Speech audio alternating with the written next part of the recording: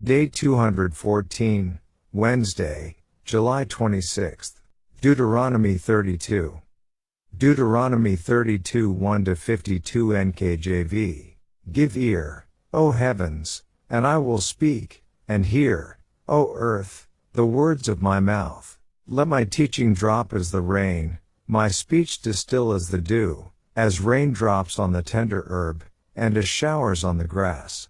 For I proclaim the name of the Lord, ascribe greatness to our God.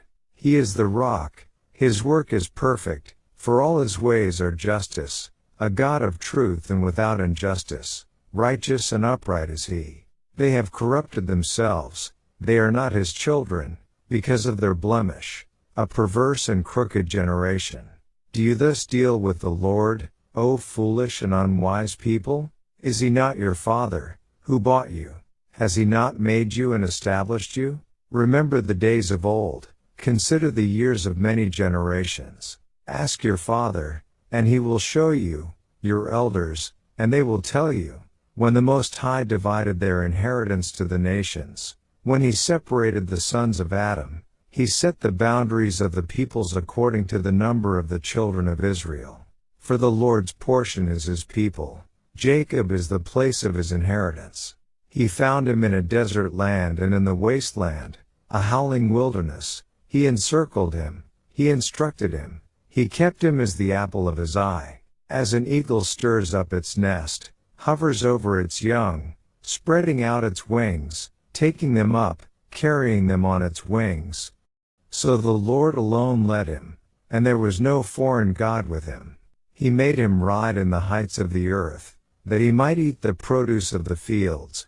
He made him draw honey from the rock, and oil from the flinty rock, curds from the cattle, and milk of the flock, with fat of lambs, and rams of the breed of Bashan, and goats, with the choicest wheat, and you drank wine, the blood of the grapes.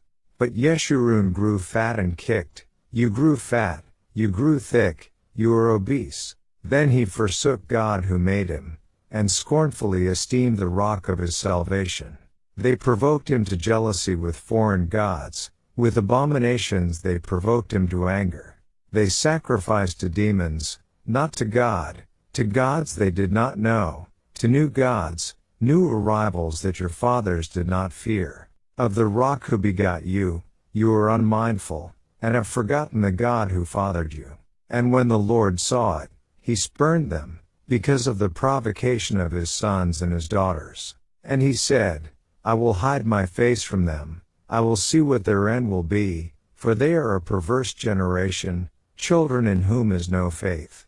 They have provoked me to jealousy by what is not God, they have moved me to anger by their foolish idols. But I will provoke them to jealousy by those who are not a nation, I will move them to anger by a foolish nation. For a fire is kindled in my anger, and shall burn to the lowest hell. It shall consume the earth with her increase, and set on fire the foundations of the mountains. I will heap disasters on them. I will spend my arrows on them. They shall be wasted with hunger, devoured by pestilence and bitter destruction.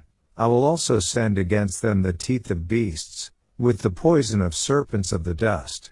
The sword shall destroy outside. There shall be terror within for the young man and virgin, the nursing child with the man of gray hairs. I would have said, I will dash them in pieces, I will make the memory of them to cease from among men, had I not feared the wrath of the enemy, lest their adversaries should misunderstand, lest they should say, our hand is high, and it is not the Lord who has done all this. For they are a nation void of counsel, nor is there any understanding in them. Oh, that they were wise, that they understood this, that they would consider their latter end. How could one chase 1,000, and two put 10,000 to flight, unless their rock had sold them, and the Lord had surrendered them?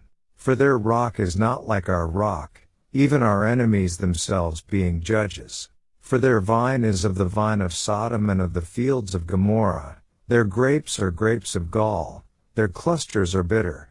Their wine is the poison of serpents, and the cruel venom of cobras. Is this not laid up in store with me, sealed up among my treasures? Vengeance is mine, and recompense, their foot shall slip in due time, for the day of their calamity is at hand, and the things to come hasten upon them. For the Lord will judge his people and have compassion on his servants, when he sees that their power is gone, and there is no one remaining, bond or free. He will say, where are their gods, the rock in which they sought refuge? Who ate the fat of their sacrifices, and drank the wine of their drink offering? Let them rise and help you, and be your refuge. Now see that I, even I, am he, and there is no God besides me. I kill and I make alive, I wound and I heal, nor is there any who can deliver from my hand. For I raise my hand to heaven, and say, as I live forever, if I whet my glittering sword, and my hand takes hold on judgment, I will render vengeance to my enemies, and repay those who hate me. I will make my arrows drunk with blood, and my sword shall devour flesh, with the blood of the slain and the captives, from the heads of the leaders of the enemy. Rejoice, O Gentiles, with his people, for he will avenge the blood of his servants, and render vengeance to his adversaries. He will provide atonement for his land and his people. So Moses came with Joshua the son of Nun and spoke all the words of this song in the hearing of the people. Moses finished speaking all these words to all Israel, and he said to them, set your hearts on all the words which I testify among you today, which you shall command your children to be careful to observe, all the words of this law. For it is not a futile thing for you, because it is your life, and by this word you shall prolong your days in the land which you cross over the Jordan to possess. Then the Lord spoke to Moses that very same day, saying, go up this mountain of the Abarim, Mount Nebo, which is in the land of Moab, across from Jericho, view the land of Canaan, which I give to the children of Israel as a possession, and die on the mountain which you ascend, and be gathered to your people, just as Aaron your brother died on Mount Hor and was gathered to his people, because you trespassed against me among the children of Israel at the waters of Meribah Kadesh, in the wilderness of Zin, because you did not hallow me in the midst of the children of Israel. Yet you shall see the land before you, though you shall not go there, into the land which I am giving to the children of Israel. Daily Deep Dive. Here is the UCG reading plan for this day. As we read in Deuteronomy 31, God told Moses to record a song that would foretell the Israelites' future rebellion and thus serve as a witness against them, as they were to be taught it so as not to forget it. Verses 19, 21 to 22. The lyrics of this song of Moses, which was to be a national anthem of sorts for ancient Israel, are recorded in Deuteronomy 32. By including them in the pages of the Bible, God made certain that they would indeed not be forgotten. This song of Moses should not be confused with the other song of Moses recorded in Exodus 15. Verse 4 is the first place in Scripture where God is called the Rock. This name is repeated 4 more times in this chapter. In the song in Deuteronomy, Israel is called Yeshurun, a pet name for Israel meaning uprightness. However, God foretells, through Moses, that the Israelites would corrupt themselves so much that they would cease, temporarily, to be his children. Deuteronomy 32:5. They had already sacrificed to demons and would do so again. Verse 17. Compare Amos 5:25 to 26, 1 Corinthians 10:20. But God was still their Father by virtue of creating them both as human beings and as a nation. Deuteronomy 32:6, so they should behave in a way worthy of being the offspring of God. Indeed, at the time of Adam, God actually predetermined the inheritances of all nations and set their boundaries according to the number of the children of Israel. Verse 8. This shows that God had foreordained not only the existence of Israel but even its population size at least as far back as man's creation. Verses 11 to 12 contain some interesting imagery. As an eagle hovers over its young, spreading out its wings, taking them up, carrying them on its wings. Here, God's protection of his people is compared to that of an eagle caring for its young. Those who have studied the behavioral patterns of eagles have confirmed the description given in these verses. The golden eagle makes its nest high up in the massive rocks of the mountains of Sinai. When the young eagles think they are ready to fly, they jump out of the nest and spread their wings.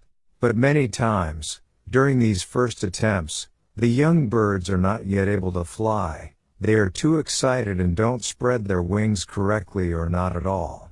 And so they hurl down, like a person jumping out of an airplane with a parachute that does not open. But the parents are on the alert.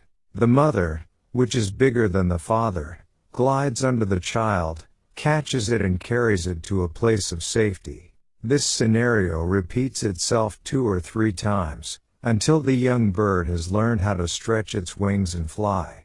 In light of scriptures like verses 11 to 12 and Exodus 19:3 to 4, the passage in Revelation 12:14, the woman was given 2 wings of a great eagle, that she might fly into the wilderness to her place, might simply be describing God's supernatural intervention in directing his people to a place of refuge rather than referring to any specific physical means of getting them there, such as some have theorized, modern aircraft. God certainly did not use aircraft to transport ancient Israel. Verse 15 is one of several statements in Deuteronomy that when Israel becomes well off materially, they will forsake God.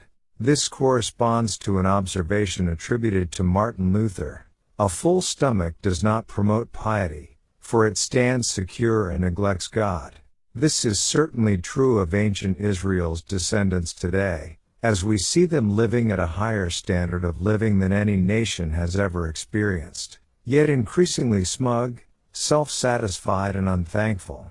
And, verse 8, the John Gill commentary states, the sense is, that such a country was measured out and bounded, as would be sufficient to hold the 12 tribes of Israel, when numerous, and their time was come to inhabit it, and which, in the meanwhile was put into the hands of Canaan and his 11 sons to possess, not as their proper inheritance, but as tenants at will, until the proper heirs existed, and were at an age, and of a sufficient number to inherit, in which may be observed the wise disposition of divine providence, to put it into the hands of a people cursed of God, so that to take it from them at any time could not have the appearance of any injustice in it, and their enjoying it so long as they did was a mercy to them, for so long they had a reprieve. Now here was an early instance of the goodness of God to Israel, that he should make such an early provision of the land flowing with milk and honey for them, even before they were in being, yea, before their ancestors, Abraham, Isaac, and Jacob, existed, as early as the days of Noah, and yet, ungrateful as they were despised and set at naught his Son, the rock of salvation, when sent unto them. Thus the heavenly inheritance, typified by the land of Canaan, was not only promised, but prepared, provided, secured, and reserved for the spiritual Israel of God, before the foundation of the world, from all eternity, and which is appointed according to their number. There is room enough in it for them all, though they are many. In it are many mansions for the many sons to be brought to glory. And, verse 22, the Adam Clarke commentary states, the very deepest destruction, a total extermination, so that the earth, their land, and its increase, and all their property, should be seized, and the foundations of their mountains, their strongest fortresses, should be razed to the ground. And, verse 31, they put their trust in a rock/fortress that was nothing like God. They thought they were safe, but they weren't. Verse 39, life and death, health and disease, are all in God's hand and he alone is in control.